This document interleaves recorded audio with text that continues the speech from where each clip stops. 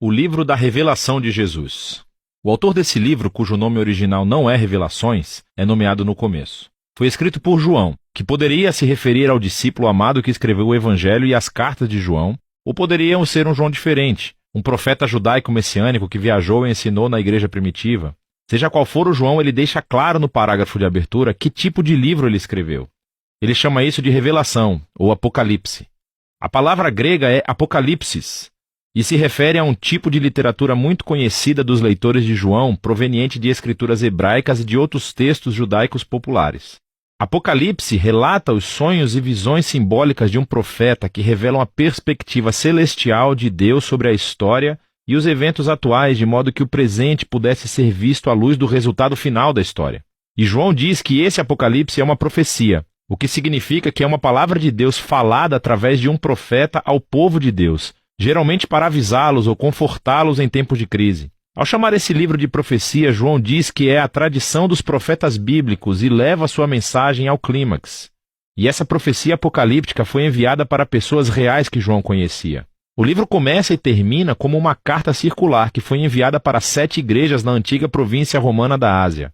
Agora, 7 é um número significativo para João. É um símbolo de plenitude baseado no ciclo de 7 dias sabáticos no Antigo Testamento.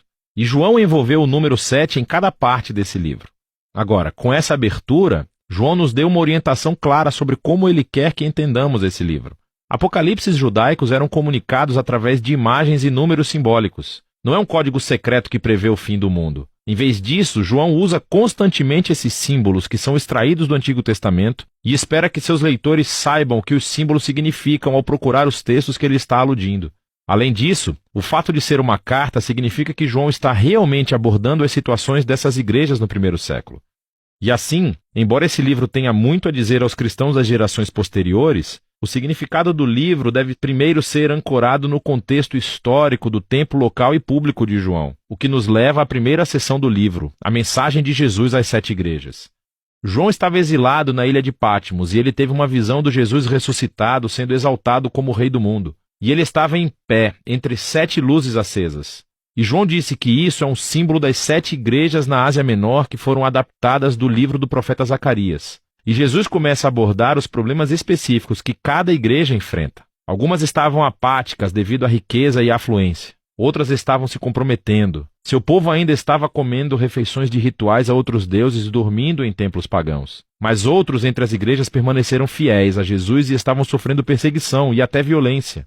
E Jesus avisa que as coisas vão piorar. Há uma tribulação sobre as igrejas que as forçará a escolher entre o comprometimento ou a fidelidade. Na época de João, o assassinato de cristãos pelo imperador romano Nero tinha passado e a perseguição aos cristãos pelo imperador Domiciano provavelmente estavam em andamento. E assim, a tentação era negar a Jesus, seja para evitar a perseguição ou simplesmente para se juntar ao espírito da era romana. E Jesus os chama de volta à fidelidade para que eles possam superar, ou literalmente, conquistar. E Jesus promete uma recompensa para todos os que conquistarem. Cada recompensa é tirada diretamente da visão final do livro sobre o casamento do céu e a terra. E assim, essa sessão de abertura estabelece a tensão da trama principal que conduzirá ao enredo nesse livro. Será que o povo de Jesus aguentará? Será que eles herdarão o novo mundo que Deus lhes reservou? E por que a fidelidade a Jesus é descrita como conquistadora? O resto do livro é a resposta de João. Depois disso, João tem uma visão da sala celestial do trono de Deus e a descreve com imagens tiradas de muitos profetas do Antigo Testamento. Deus possui criaturas e anciãos ao seu redor que representam toda a criação e as nações humanas.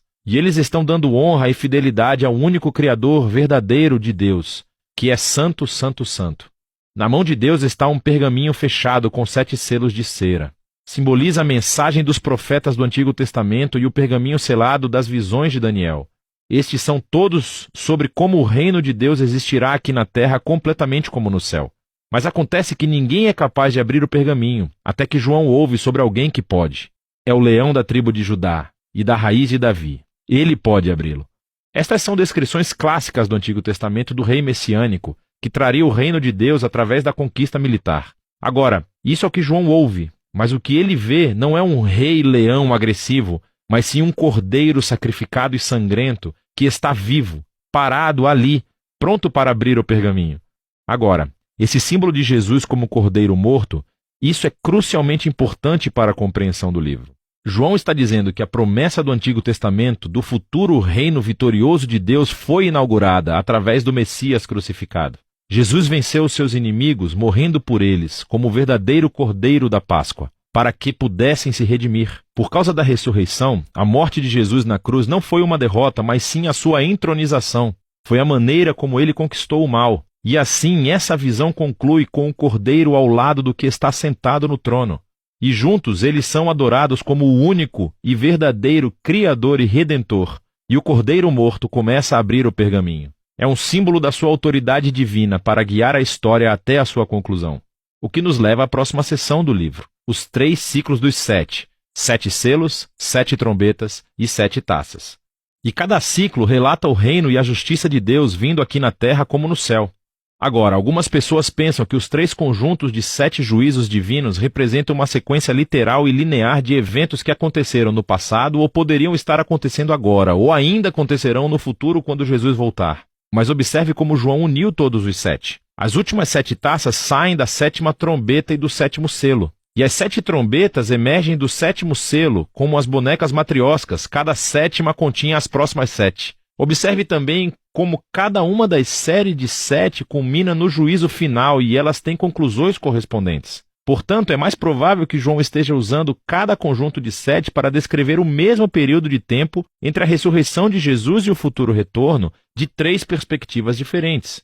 Então o Cordeiro morto começa a abrir os primeiros 4 selos do pergaminho. E João vê 4 cavaleiros. É uma imagem do livro de Zacarias, capítulo 1.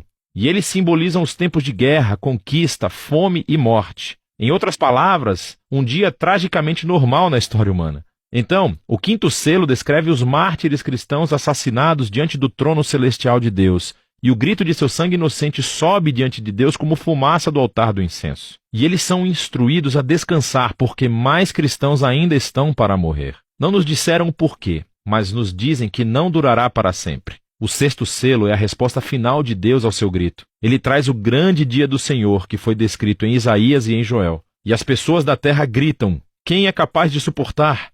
Então, de repente, João faz um intervalo para responder essa pergunta. João vê um anjo com um anel de sinete vindo para tocar uma marca de proteção nos servos de Deus que estão suportando toda essa dificuldade. E ele ouve o número daqueles que são selados, 144.000. É um censo militar como o do livro de Números, capítulo 1. Existem 12.000 de cada uma das 12 tribos de Israel. Agora, preste atenção. O número desse exército é o que João ouviu, assim como ele ouviu sobre o leão conquistador de Judá. Mas em ambos os casos, o que ele viu então foi o surpreendente cumprimento daquelas imagens militares em Jesus, o Cordeiro morto. Então, quando ele vê esse exército messiânico do reino de Deus, é composto de pessoas de todas as nações, cumprindo a antiga promessa de Deus a Abraão. É esse exército multiétnico do Cordeiro que pode estar diante de Deus, porque eles foram redimidos pelo sangue do Cordeiro. E agora eles são chamados para conquistar, não matando seus inimigos, mas sim sofrendo e testemunhando como o Cordeiro. Depois disso, o 7º e último selo é quebrado.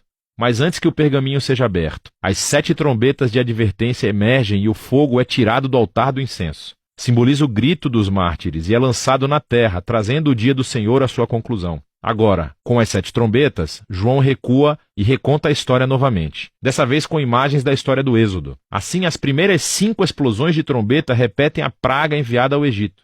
Então a 6ª trombeta solta os 4 cavaleiros que vieram dos primeiros 4 selos. Mas então, João nos diz que, apesar de todas essas pragas, as nações não se arrependeram, assim como o faraó não fez na história do Êxodo. Assim, parece que o julgamento de Deus não fará com que as pessoas se arrependam antecipadamente. Então João pausa a ação novamente com outro intervalo.